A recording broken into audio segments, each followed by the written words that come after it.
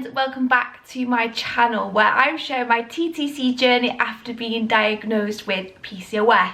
And I have got a lot to catch you up on because a lot has happened in the last 3 to 4 weeks. So there's going to be no rambly intro today. We're going to get straight into what's been going on in terms of my health and scans and results, etc. So grab yourself a cup of tea and let's get straight into it. So in my last health update, you would have seen that I was referred for an emergency scan, and I did film that process. I'll link the video down below, any videos that I do refer to. In this one, I will make sure I link. And I was sent off for that emergency scan, and I just had to then wait for the results, which was going to take around 2.5 weeks. So at this point I was in a lot of pain, and 2.5 weeks felt like such a long time to wait, but I tried to be as patient as possible and wait for the results of that scan. However, in the meantime, the pain got so bad that it was near enough unbearable. I couldn't sleep at night, I couldn't get comfortable, I had trouble walking like long distances. It would flip from just like a dull ache to being like really sharp, severe pains. And one night it woke me up at 2 AM and I honestly thought that something was going to burst. So I didn't get much sleep that night, and I woke up the next morning, and first thing I did was ring 111, which is like a NHS emergency helpline. They assessed me over the phone and referred me to a doctor for a phone consultation. And the doctor said, yes, you need to come in, we need to check you. And I was referred to the hospital emergency outpatients bit. So I had to go there. I met with a doctor who I'd never met before because it was part of the hospital, and he asked me loads of questions about how I'm feeling, where the pain is, how bad the pain is, asked me a little bit about my history. And in that consultation he could see that I was physically in pain. Like, I was sat like hunched over, I was so uncomfortable, and he said, I can see just by looking at you that you are in a lot of pain. So as always, we started with the sort of pelvic examination. He asked me to close my eyes, and then he would press along my abdomen to see where I would sort of like wince at where the pain was, and predominantly it was like in the middle and over to the right hand side. He wasn't worried about it being my appendix or anything like that because I didn't have a temperature, I didn't feel sick, etc. But he said that something was definitely going on that right hand side, and he could see that I was in a lot of pain. He talked about all the different possibilities that it could be, which is great. However, they couldn't actually do anything for me on that day because I'd already been for a scan and those results weren't back yet. So he was really honest and just said, I could ring gynecology and get you sent over there, but they're gonna ask me why I'm sending you when we don't have your scan results. And the next step would be having a, I can never say this word, laparoscopy. But they probably wouldn't do that at 2 o'clock on a Saturday without having those scan results. So the best he could do for me was offer me some very nice painkillers. So I was prescribed some cocodamol, and he said, go home, have something to eat, take 2 tablets, see how you feel, see whether it relieves the pain. And if it doesn't and it is still this bad, I need you to come back in 2 hours and I'm going to send you straight over to gynecology. Lucky for me, the cocodamol worked like a treat. It did make me really tired, I was really drowsy, and it also had a few other side effects a few days later on, which you'll know if you've ever taken painkillers. But in that moment, that cocodamol was a godsend. I was actually able to have a nap, get some sleep. It really helped relieve some of the pain and just some of the anxiety that I was experiencing. So this was obviously a Saturday, it was a weekend, so I just sort of monitored myself throughout the day, took it really easy, and then decided to stop taking the cocodamol on Monday because it can make you drowsy and I needed to go back to work.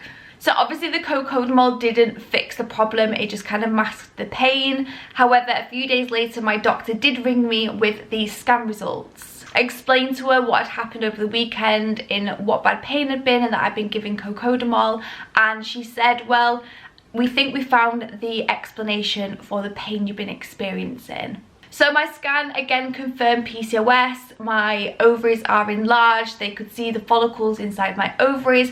However, what they did find from the internal scan was that I had fluid in my womb. Most definitely should not have been there, and it indicated that there was an infection in my womb. And the way she explained it is that the fluid was sort of sitting at the top, which is why I've been getting that like heavy pulling feeling in my abdomen, and also why my stomach has been so extended. I've honestly looked like 5 months pregnant some days, and it's all because of this infection, the inflammation that is within my womb.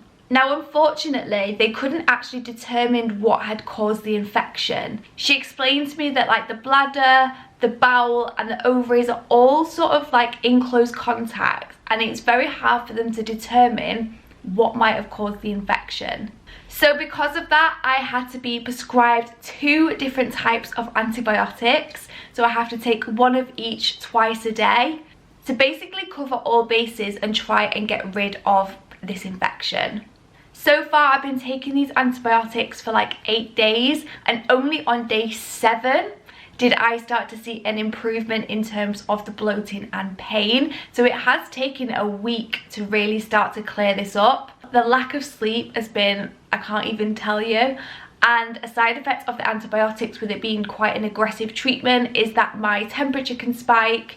I get really tired really easily, and just not feeling well, if that makes sense. Just not feeling myself, even just not even being able to recognize my own body and what it's doing. But however, I do feel the day I'm filming this video a lot better, and that things are starting to improve. I was also supposed to have got my period yesterday, but that still hasn't arrived. So, you know, some of these sort of dull aches and pain could be the fact that my body is trying to have a period and it's not.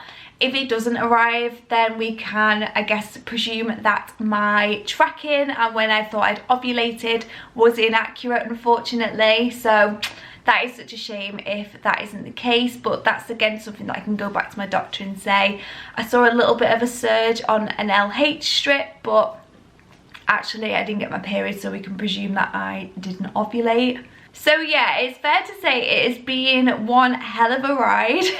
This journey started just after Christmas with me going for my first scan, and we are now in February and I am still being investigated. I have got to finish my course of antibiotics, and then I've got another scan booked in for the 12th of March to check whether that infection has gone, to check my ovaries again and just generally see how things are looking. However, unfortunately, I have actually started to develop some other symptoms which the doctor feels are more in line with endometriosis. So this is definitely not over. I've got another appointment to see her as well. She's going to check my abdomen, see how things are going. We're going to wait for the results of that scan and then make the decision of whether I am then referred to gynecology at the hospital to see a specialist, and maybe possibly go for further investigation to see whether I do have endometriosis as well as PCOS, because that would be just my luck. So that's what's been going on with me in a nutshell. As I say, it has been really, really rough. The pain and the drugs have taken such a toll on my body. I have definitely not felt myself. I'm somebody who's like always on the go. I work out and eat healthy and just always full of energy and doing stuff. And there's days where I can wake up in the morning and be super motivated, do a workout, go for a walk, and then by 3 o'clock I was in bed because I was just wiped. But fingers crossed, things are going to get better. That scan is going to show that that infection has gone, and then we can just start to focus on getting a diagnosis properly for my PCOS and whether I've got endometriosis, and where we can go from here in terms of trying to conceive, because that has definitely been put on hold until we've figured out what's going on with my body and this infection. Another last thing that I wanted to mention before I do go is that I have actually booked in for a consultation with a private fertility clinic. So it's one of the leading fertility clinics in Manchester, where I'm from, and I've literally just booked in for a free consultation. It's over the phone, where they'll talk me through some of the services that are available to me because of my PCOS. So I'm not going to go into too much detail about that now. My appointment is on the 25th of March, and they're going to talk me through what they think would be best in order for me to have an assessment to see what my situation is in terms of trying to conceive. And then the idea is that they'll do some bloods, they'll do some tests, they'll do a scan, and then give me a full comprehensive overview of my PCOS and what they would recommend in terms of treatment to help me conceive. So yeah, lots and lots of appointments coming up, so I will have more things to update you on. I can't wait until I get just sort of solid answers and a plan, and we can start to talk more about trying to conceive and what I'm doing and things like that. In my last video, I decided to go dairy and gluten free to see if that would relieve any of my PCOS symptoms. And after sharing this information with my doctor, she basically told me not to bother. I am not somebody who has insulin resistance with my PCOS, so she said actually the gluten free isn't going to really make any kind of difference to you in terms of that insulin because your insulin levels are normal. She said that some studies have found that dairy is inflammatory, whereas other studies have actually suggested that dairy helps with fertility. So I'm feeling a little bit stuck with that. The idea is that I would do this for 6 weeks and see how my body feels, but in all honesty, because the pain has been linked to an infection, it's been really difficult for me to say whether dairy or gluten has actually made any difference. So I'd say at the moment I have definitely cut back on dairy and gluten. I've not eliminated it completely. So last night, for example, I had chickpea pasta rather than normal like wheat gluten pasta. And I have been sticking with my dairy-free yogurt, dairy-free milk. But if a product that I'm buying has like a bit of barley in it or some milk, I'm not that fussed. I'm just trying to reduce it at the moment rather than eliminate it completely. And once we've got this infection sorted and I've seen a specialist and I've seen my doctor again, we can fully make the decision of whether eliminating dairy and gluten is a good path for me to go down.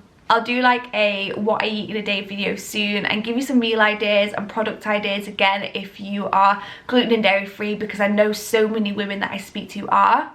So hopefully that has given you a good overview of what's been going on with me. I have tried to keep it as concise as possible. To keep up to date with my scans and my results and things like that, please don't forget to subscribe to my channel and also go and follow me on Instagram. A lot of you who have recently subscribed to my channel have then gone onto Instagram and messaged me to let me know your situation, what's going on with you and test results and things like that. And it's been really comforting to hear that other women are, you know, going through similar experiences and I'm not on my own. So please go and find me on Instagram also. But otherwise, I'm going to stop talking now. I hope you all have a fantastic day and I will see you in my next video.